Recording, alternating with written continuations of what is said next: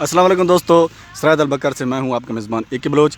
آج ہم آپ کو بکر کے ایک ایسے گاؤں کا مختصر احوال بتائیں گے جس کے کسان بہت تیز ہیں اور سب سے پہلے فصل کاشت کرتے ہیں اور سب سے پہلے کاٹتے ہیں۔ آئیے مختصر ان کا آپ کو احوال دکھائیں گے، ان کی کاشتکاری دکھائیں گے۔ آئیے اس شارٹ ویڈیو میں دیکھیے۔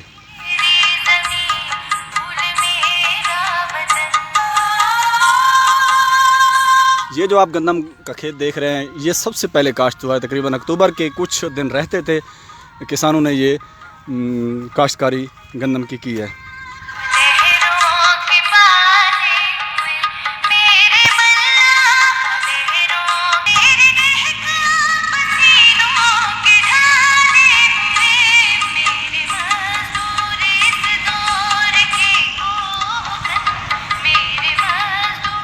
یہ گاؤں مسلم کوٹ کا نوائی علاقہ دیوان والا ہے، جہاں کے کسان سب سے پہلے فصل کاشت کرتے ہیں، تھریشنگ بھی سب سے پہلے کرتے ہیں اور بہت تیز ہیں کاشتکاری کے لحاظ سے۔